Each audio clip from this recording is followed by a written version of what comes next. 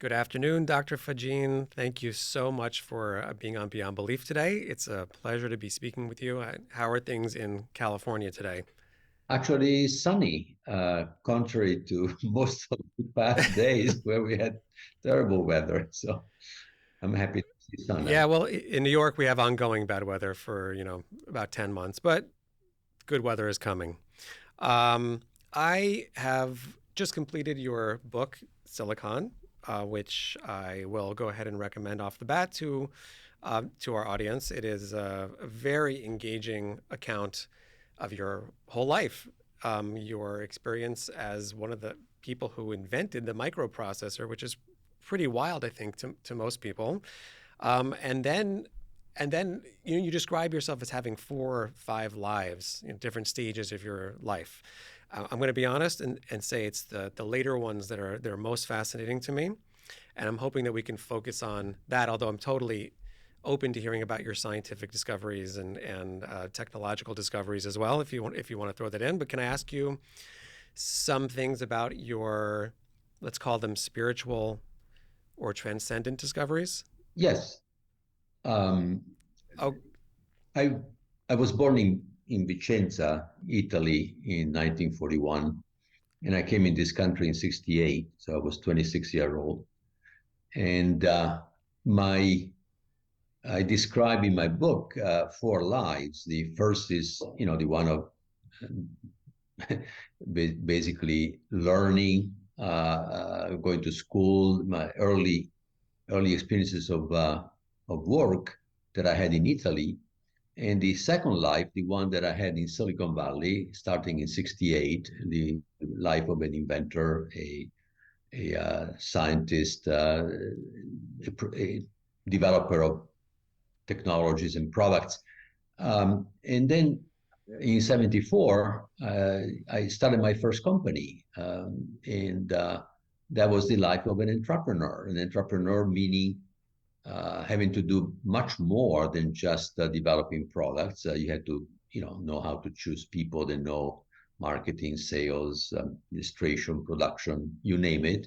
And of course, you need to know a bit of that stuff yourself. Otherwise, how can you choose the right people? And um, so during that life, in my third company, becoming a serial entrepreneur, I was fascinated by neural networks, and I wanted to develop a computer that learned by itself using neural networks, artificial neural networks, of course, structures which are similar to what we have in our brain. And it was at that time that I was studying books on neuroscience, biology, trying to understand how the brain works, that I asked myself, but these books, they only talk about electrical signals, biochemical signals, as if those were identical to our conscious experience. But my conscious experience is different. I feel something. I don't see electrical signals. I don't know them even. So, what is mhm. going on? How can electrical signals become experience? The taste of chocolate, or the colors and the shapes of objects, and so on. That was the beginning of my awakening that reality is probably not what I was told it is when I studied physics, which is what I did when I was a young. Right. And you used the word awakening just now, and I think that that is the exact right word. And I want to quote something from your book on that topic, where you say, "After my awakening, soul, the word soul, had come to mean the living, scintillating, loving substance of which everything is made." And I just made a note to myself. I'm like, I wrote so much to unpack in this one sentence, right? So, question one, and this may be very foreign for certain people, but I think that you have the credibility as a scientist, as somebody who thinks very rationally and has proven it over the course of time. What does it mean that a substance can be loving? And also, what does it mean that we're made from it? Are we the same as it, or are we distinct from it? And finally, is this your true self that you're describing? All right. So, well, a, love is clearly something that we feel. Uh, so Yes. we recognize it as love because since we were children, we felt love. But the love that I felt in the awakening experience, which is described in the book, there is no time to go through it. That love was immensely vaster and bigger than the love that I knew. But most importantly, it was coming out of me, like a beam of light. It was scintillating light. So, I didn't know that I could generate this energy, this scintillating light that I was feeling. And then this beam of light that felt the like the taste of it of food. This feels like unbelievable strong love and joy and peace. And then he exploded. Mm-hmm. So all of a sudden, this white scintillating light is everywhere. So all of a sudden, I'm confronted to seeing that the love that was coming from me is actually everywhere. But not only that, but then I recognize myself in that white scintillating light. So that experience then would imply that I was a point of view of that light upon itself. So I was a point of, I am a point of view of everything that exists, because I felt like everything that exists is made of this white scintillating light that feels like love, a love that is intense as never before felt. So it was that, you know, the coincidence also of my physical body that was vibrating when this experience was going on, my heart that was unbelievably open and full of love and joy and peace, and my mind that was saying, this is the stuff that everything is made. So everything was resonating, so to speak. And in this sense that I am what I'm seeing, what I'm experiencing, but I am also a point of view of the world upon itself. So, you know, there is now more to unpack that you was said earlier in a way, because I, you know, it took me 35 years, after that experience, more or less, to actually come to the beginning of a theory that explains how reality can be such that I had that experience. And of course, I had many more experiences as I started uh, uh, studying what consciousness is, and that you can only do by experiencing, because we know by experiencing. So uh, through many years of work, the last 12 years, for 15 years full time, and before 30-40% of my time since the awakening experience, I was I came to the conclusion that consciousness, which is the capacity that we have to have an experience and to know by feeling, to get the meaning of things, that consciousness is fundamental. And that we also have mm-hmm. to have free will, because that consciousness is what allows us to understand and therefore to guide our experience. So, and to do so, we need to direct our experience with free will. So consciousness and free will must be fundamental. They must be there before there is even matter, must be what created matter. So in this concept, then, matter is the symbolic aspect of reality, where the semantic aspect of reality is what we feel within. And now I have a theory that I created together with Professor Dariano, which is an authority in quantum information, that says that a quantum system, which is in a coherent state, they're calling quantum physics pure states, but we don't want to go into the details, the technicalities of it. But a system which is in that state has the experience of its own state. So there is a Mm-hmm. property of nature that the stuff of which everything is made self-reflects. And the self-reflection is the experience of itself. And I do have a question about that also coming up, that specific point. But I realize we probably should take one step back because for the audience, you're describing an awakening, right, that you had. But at that time in your life, from what I understand in the book, you were an entrepreneur, you're working, you weren't seeking out altered states of consciousness as far as I know. It almost seems like it just sort of happened upon you. Can you just briefly tell us what happened? Literally what happened, when this all came yeah, about? well, basically at that time, I was in my late 40s. I I um, I had been I was suffering. I was suffering, and for the last for the previous 10 years, but I didn't know until a little later uh, when I started synaptic. So 86, so I was 45 at that point. I there was I had achieved everything that the world says that if you do, you should be happy. I had a beautiful family.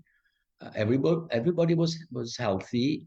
Uh, I had more money than I needed to live for the rest of my life without having to work. I was famous. I had done many things in my life, and but I was not happy. What's wrong with this picture? I check all the boxes, and I still wasn't happy. And and I realized that for many years I pretended to be happy because I didn't Mm-hmm. want to look where I felt I was suffering.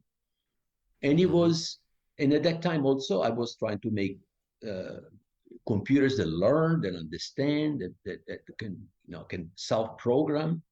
And so also in my outer life, which was all that I was concerned at that time, except for this feeling, this suffering that I had inside, I wanted to understand how consciousness work. I had, as I mentioned earlier, I came across to the fact that electrical signals cannot be consciousness.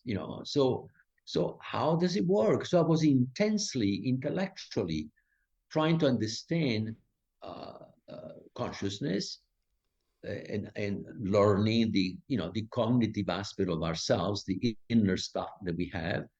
And of course, I was suffering, which was what consciousness allows you to know.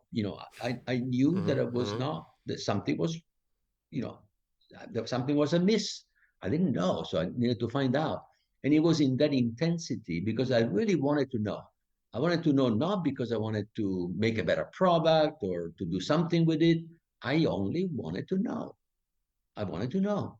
And I was intense Mm-hmm. in that. And it was, I think, the world, the universe, I don't know, call, whatever name you can give it to, responded, maybe myself, a vaster me, responded to that need to know with this experience. So this experience was an answer to my quest, an answer to what, to my situation. Mm-hmm. Well, in a certain sense, you're very lucky in the volume of experiences that you've had. Vivid dreams, deep intuitions, other states of consciousness, um, is an amazing gift. It seems to me, that many people would love to have such intuition. Would love to have the clarity of these visions, and I think that's part of what drives the renewed psychedelic drug interest, and other meditative disciplines, and other people are looking to have these breakthrough kind of experiences that you had. Um, and I think it's one of the most important aspects, of life. I think that most people are consciously or subconsciously are looking for these kinds of things. You used words like peace and love and joy. I mean, what what more universal terms can we have that people are constantly seeking out? Um, and I think that they would like to do it in a more direct, and effective manner. But so a question on everything that you were just saying is, Let's talk for a minute to a skeptic. I talk to people online a lot who are absolutely certain that physical reality is the only reality. In fact, they're very dismissive of anything that smacks of a metaphysical aspect of reality. What would you say to a skeptic? If they said, "Oh, come on, Dr. Faggin, you had a dream, you had a hallucination, you have a very creative imagination, but what am I supposed to do with it? Is it some kind of, is it provable? What happened to you or happens to others? Or how would you answer them?" Well, first of all, I would say that I was exactly like them before this experience. I thought that when we die, that's the end of the end of the game. That we are basically machines. And I had bought the entire framework and description of how reality works. I'm a physicist after all. And so, Right. so I would say, hey, I understand exactly what you're saying, but I can also tell you that once you have an experience such as this one, you realize that there is a way of knowing, which is I call it direct knowing right now, that allows you to know through the experience. You don't know the details, but you know the overview. You have the overview of something that must be right because the self-evidence of being right is within the experience. Exactly like we when we decided that a postulate that we make is self-evident because it's coherent with what we actually experience. After all, it is our consciousness that allows us to know even the simplest thing that we do when we do physics. And so, Mm-hmm. the only Mm-hmm. way for you to agree or not with me is to have a similar experience. So open yourself up. If you trust that I'm not crazy and that, I'm not stupid, but that I'm just telling the truth the way I lived it. And, if you believe that, then open yourself up. And if you don't open yourself up, you will never have such an experience, because if you don't believe that it's real, why should you have an experience? You will block it. So that would be my answer. Although sometimes people have experiences thrust on them. For instance, a near-death experience. Someone could be completely not expecting it, and it just happens. And then all of a sudden they're confronted with um, the same type of reality that you're describing. Absolutely. This experience was thrust upon me the same way. I mean, I didn't know that such an experience existed. I didn't want it in the sense that, oh, I read a book and I fell in love with what I read and I wanted one too, kind of thing. No, I mean, Right. I could not, I couldn't even possibly imagine that I could experience what I experienced. So what can I tell you?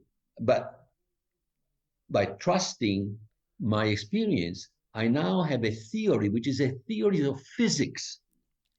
Because I Mm-hmm. trusted that experience, I follow it.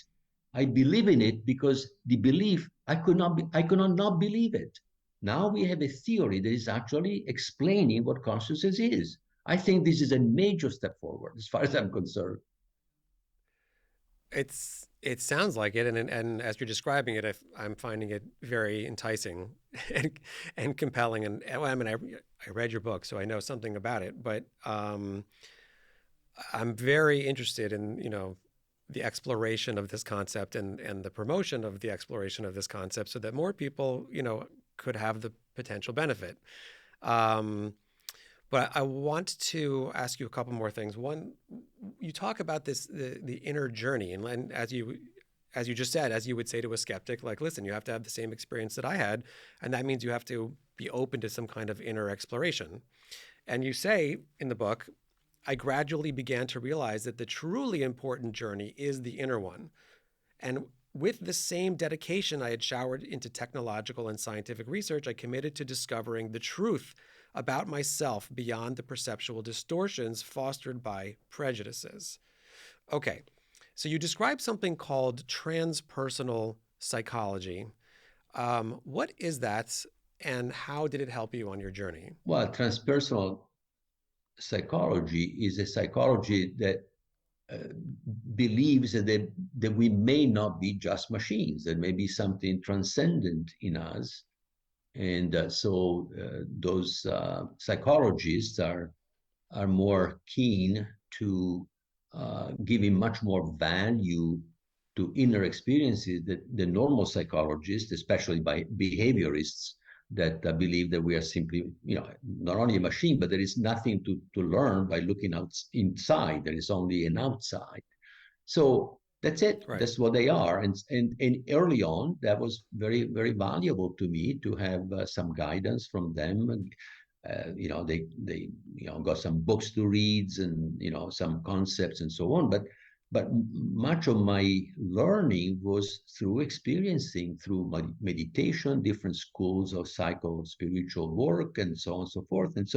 And a lot of thinking, a lot of journaling, and a lot of self-exploration, because consciousness is what allows us to know. We know because we are conscious. If we did not have consciousness, we could not know anything. There would be dark inside. And Right. even the people that don't believe that the consciousness exists, how do they know that that the consciousness does not exist? It's because they are conscious that they know that they don't exist. The machine doesn't need to know Right. anything. The machine simply does what it was programmed to do, or what we told them to learn about the world, that then programmed them to do something. But they are our creations. They did not create us. We have more than a machine. Sure.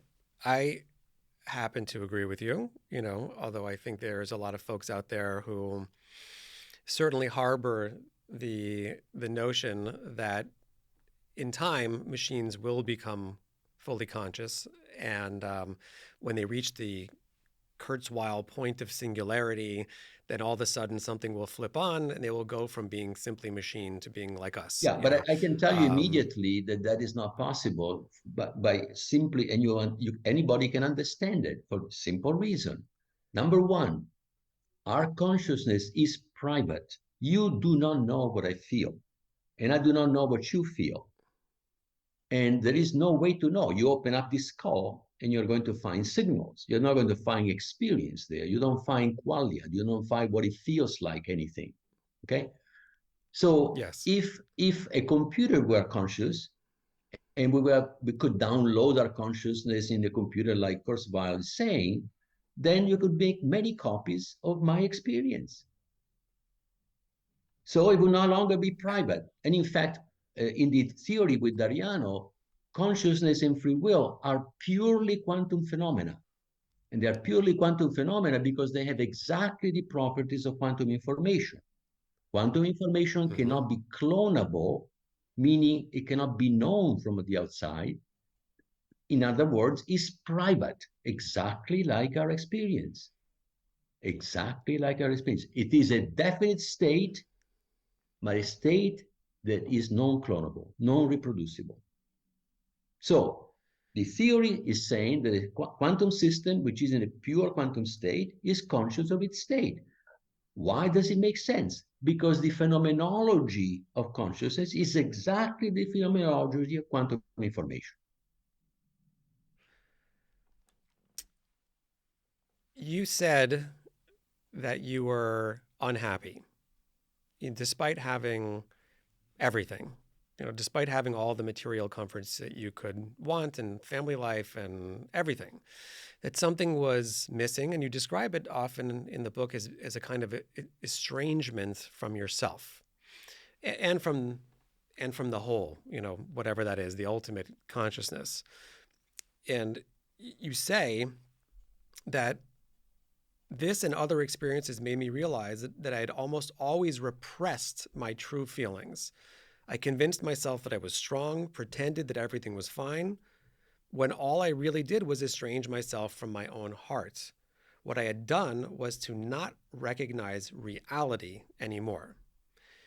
That's pretty intense, it seems to me, and I wonder if you feel that that is the state of most people walking around today. Are most of us living in these repressed states? And you also say that it leads to the inability to recognize reality. How do the two things go together? How do not understanding my own feelings lead to me missing reality itself? Well, what I said at that time was already with the hindsight of my further work after the awakening experience and all other experiences that I had. Before I didn't think that what I was feeling was reality, because that's what science is saying. It's saying that consciousness is epiphenomenal. uh, there is no free will, because the body makes the decision that informs your consciousness of the decision that it has made, and so there is nothing there. So it is science of today that is saying generally that there is nothing inside. Everything that exists is outside. In fact, quantum physics is considered some epistemology, some mathematical theory that allows to predict what you can measure in the real world, which is the world in space and time.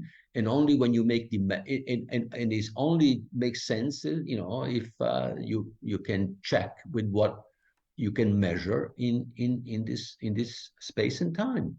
Uh, and that was pretty much it until more recently, when we're making quantum computers. And all of a sudden, quantum computers are doing computations that cannot be made in this space and time.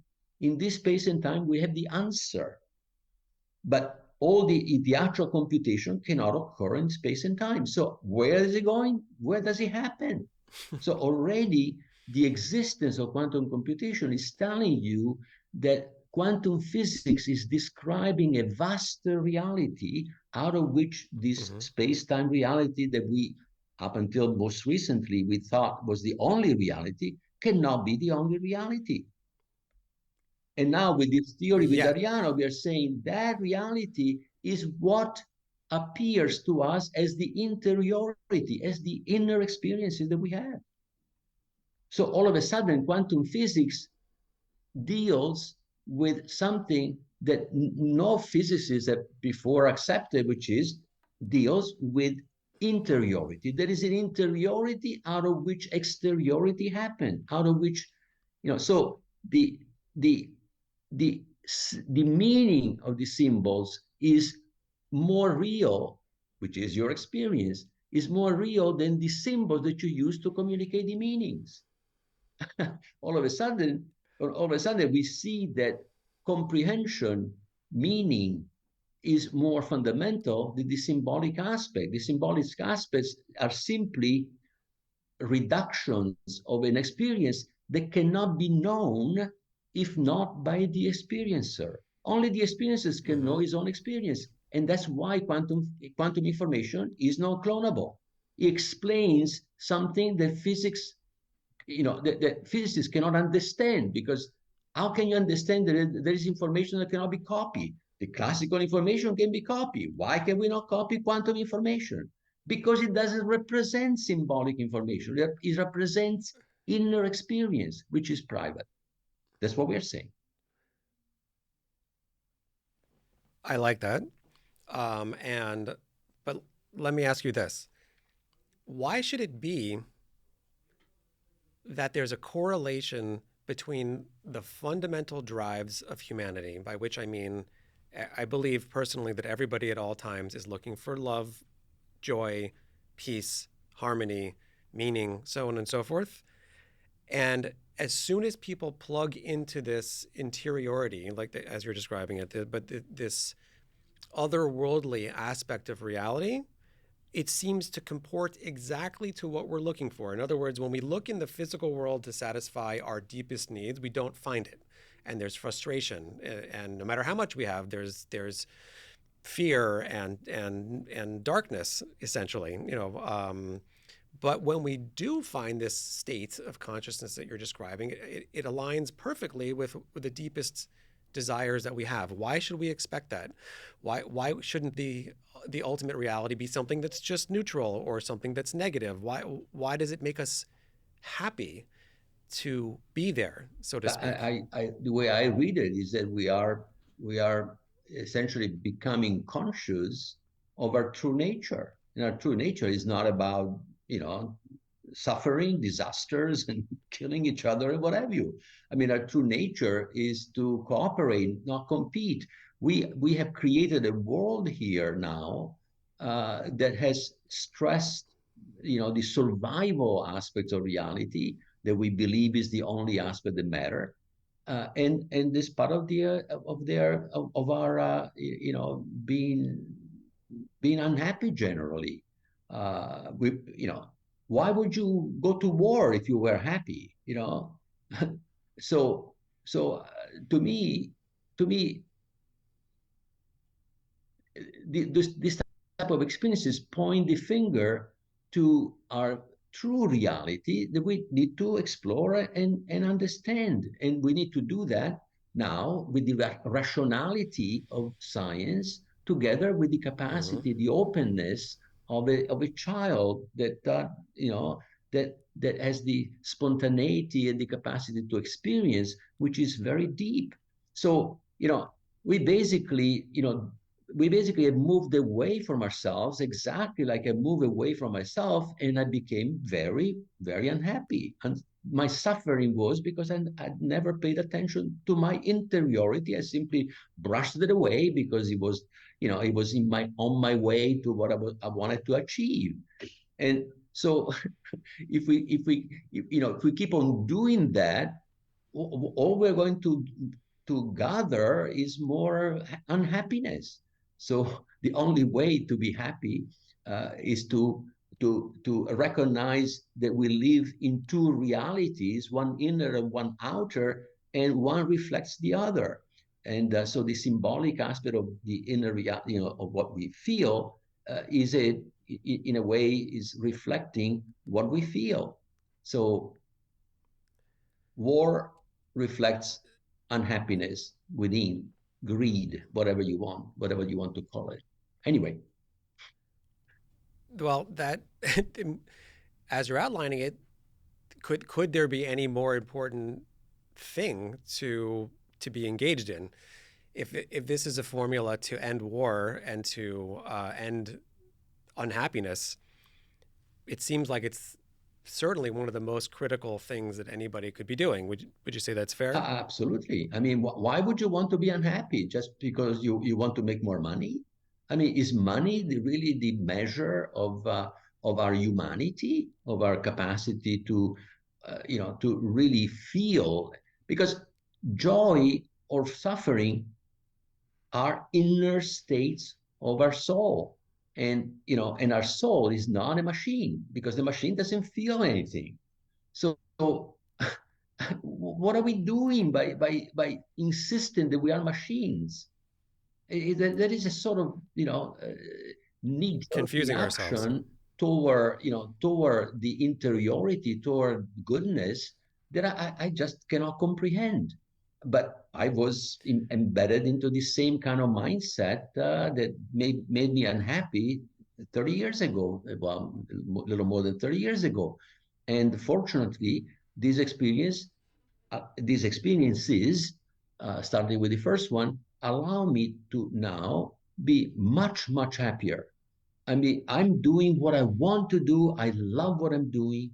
I'm 81 and I have the energy when I was 40 because I am in my own groove, so to speak. I know Hmm. what I want, and I don't want more money, but I can use money to fund research. I can to do good things with it. Right. So I was going to ask you about that. You started a foundation with your wife.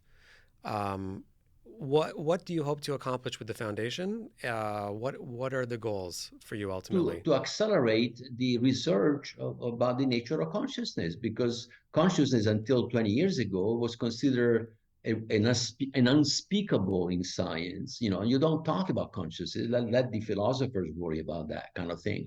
And, and, Hmm. and fortunately now there is a few people, even among scientists, that begin to see that consciousness is a fundamental aspect of nature, and they want to study it, but nobody gives them money because everybody knows that we are machines, and so what are we going to do? So I started a foundation so that at least I can, I can, fund some research in this field in order to help people wake up. I love it. Um, and in many ways, that's what my platform Beyond Belief is about: the promotion of these ideas, the exploration of these ideas. We're certainly open to anyone's opinions, and we've had people on from all kinds of backgrounds, atheists and theists, and people who believe that consciousness is fundamental and people who don't. But I feel like we're all in a journey together to try to comprehend what we're all doing here and what it's all about and how to be in a much better state of mind overall. So I thoroughly commend you on everything that you've done and are continuing to do. But I have a couple more questions. These ones are veering more into the realm of the theological. You describe a kind of what I would say is like a universal evolution. And I have one more quote from you, which is you say, try to connect the various ideas in a new vision of reality in which the engine of evolution is the desire of a consciousness to know itself. So, what is that consciousness? And well, let's start with that. What consciousness are you referring to? Well, I'm referring to a sort of the consciousness of one, the totality of what Mm-hmm. exists. If consciousness is fundamental, Yes. then you know you don't get conscious when you are a complex system. You get a complex system because the complex system represents the symbolic aspect of what you have learned, of what you know about yourself.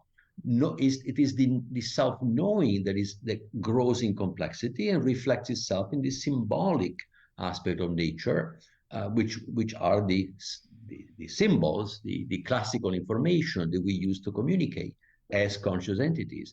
But we as conscious entities don't exist in this space-time. We exist in a vaster reality out of which that contains space and time as a reflection, as a projection.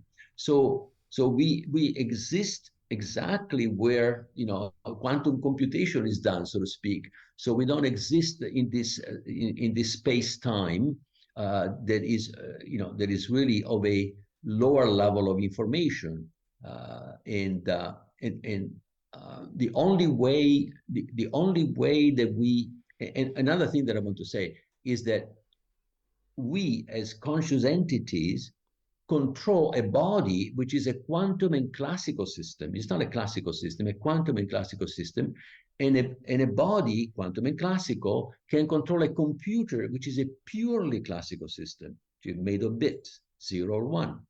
So the body is essentially a bridge between our conscious entity, which doesn't exist in the space and time, that controls the body like a drone, but like it would control a drone in a simpler reality, not as complex reality, which would be, which is this physical reality in space and time.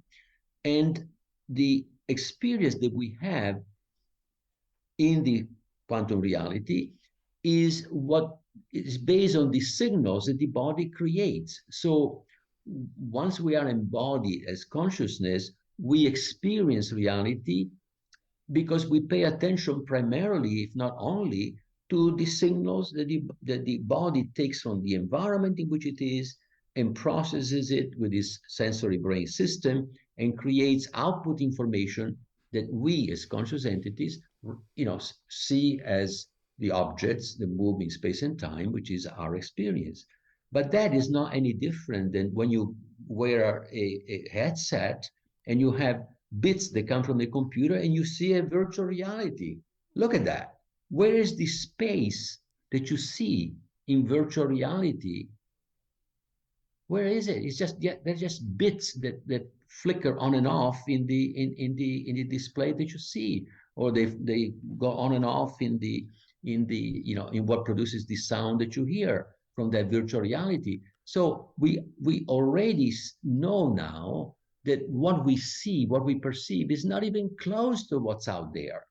So, Hmm. you know, so all of a sudden, uh, you know, our computers are allowing us to open our eyes that what we thought was real, like this table or this glass or whatever that is around me, are simply figments of our imagination. Not really, but they are constructions of our sensory brain system according to rules which are the rules of our body.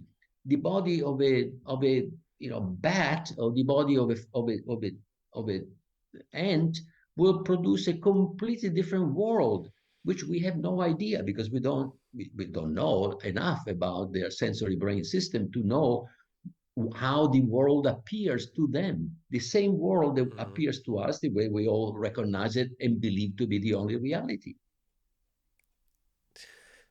So that one that you're referring to, Yes, the, what's that? that's the totality of what exists. That's the one that, in a sense, created us as conscious entities. But what does it mean? It means that we are, anytime one knows itself, this is now we are speculating. Now, this is not part of the theory that I was mentioning before. This is speculation, but it provides a narrative that can allow to make sense of things and then, test them out and then, modify them and so on. But when one knows itself for the first time, the point of view with which it knew itself is the point of view of a new entity that it creates. In other words, the knowing, when one knows itself, it brings into existence a new part of itself that before it didn't exist. So knowing itself means bringing into existence something. So existence and knowing are two faces of the same coin.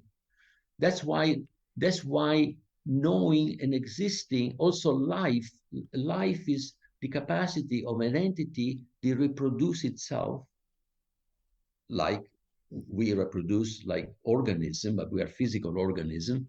But one reproduces itself anytime that it has a new experience of itself. It creates an entity, a conscious entity, which is the essence of who we are. And so, but the entity has the same desire to know itself that one has to know itself. And so we continue to do that, and we create new entities, and these entities create new entities exactly like one. So, uh, so the reality in this view is built of parts whole. In other words, parts that contain the whole within, the Hmm. potentiality of the whole Yes. within, exactly like each cell of our body contains the genome Yes. of the entire DNA. Hmm. organism, which created the cell. So you see, Yes. if you look at life, the way life is structured, it is a representation, a symbolic representation of the way we are structured as conscious entities that are beyond this physical reality and are creations of one, the totality of what exists. And if somebody wanted to call the one God, would you object to No, of that? course not. But call it what you want. But also God, if you are a monotheist, God is the world, the totality, the universe is everything that exists.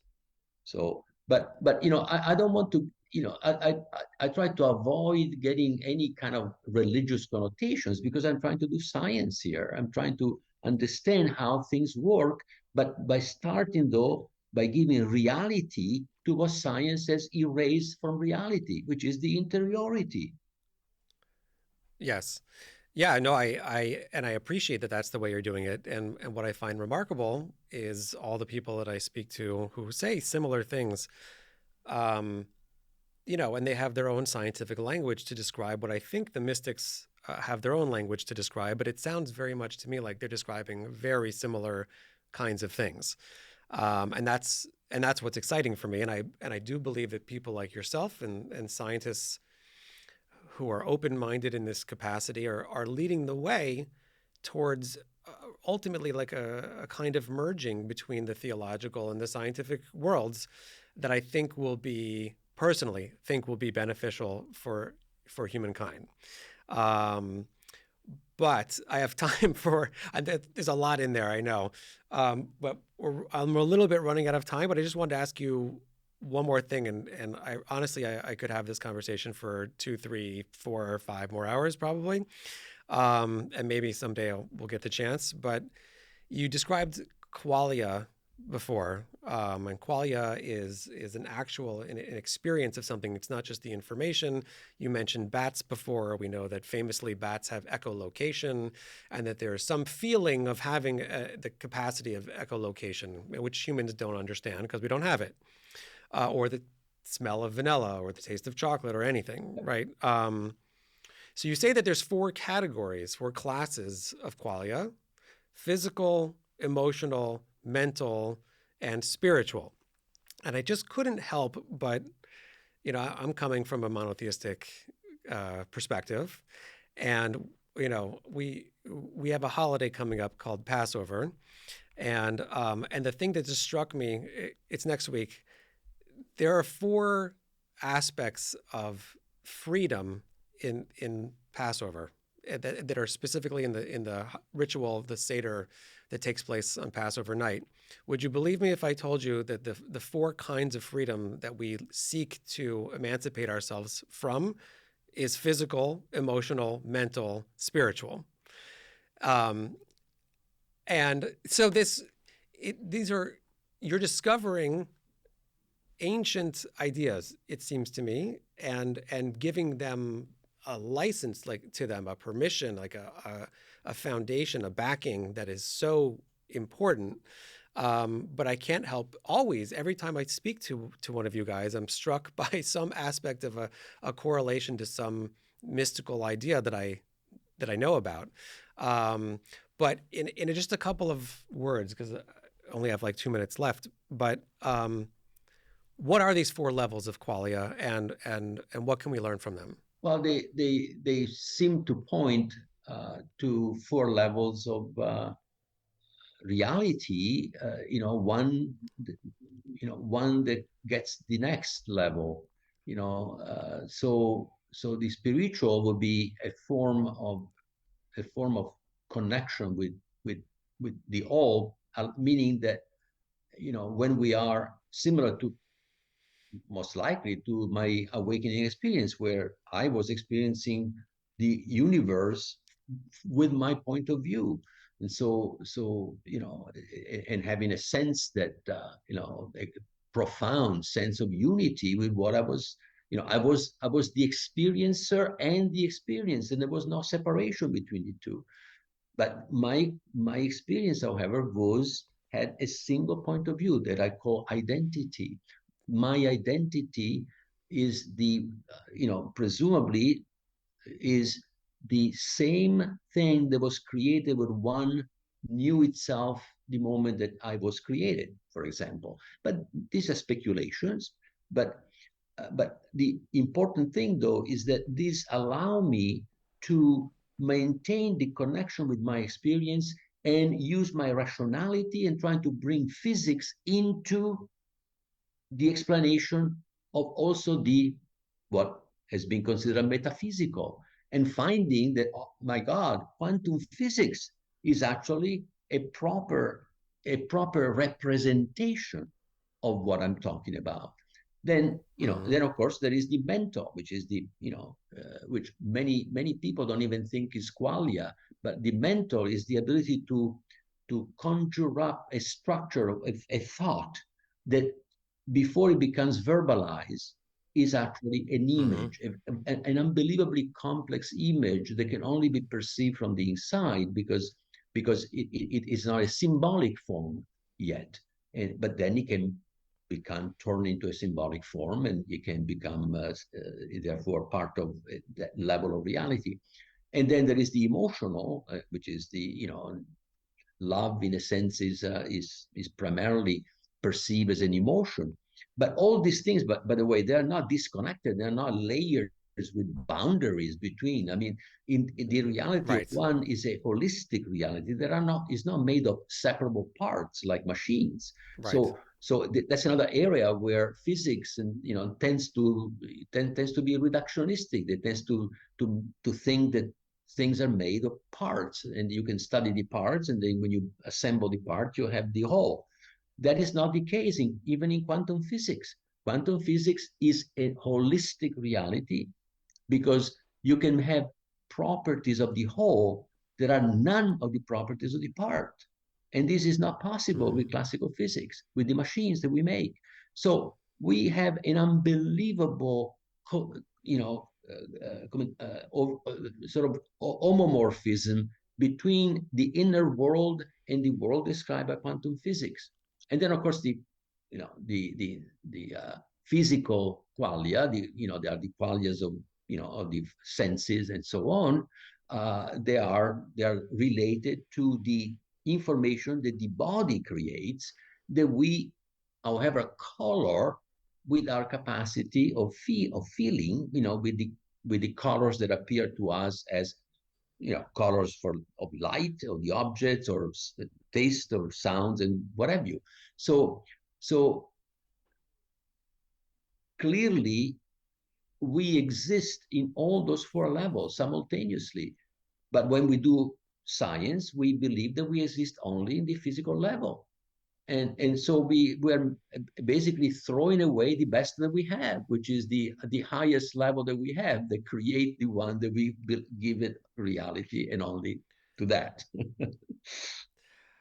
Yeah. Dr. Faggin, this was a tremendously interesting and inspiring conversation for me. I think what you're doing is really of critical importance. I'd love to speak to you at some other point regarding how to get these ideas further out into the public sphere. And maybe we'll be able to do that at some point. But I just wanted to thank you for taking the time to be here today and for your very important work. I want to recommend that people go check out Silicon, especially the last chapters are very, very important and really interesting. And just want to invite the audience to please subscribe to our YouTube channel and also to go and visit beyondbelief.blog, and you can subscribe there. We have if you like this kind of stuff, we have a lot more on our page and a lot more interviews and a lot more to explore. So thank you for being here, and thank you everybody. And Dr. Faggin, have a great day. You too. Thank you. It was a pleasure.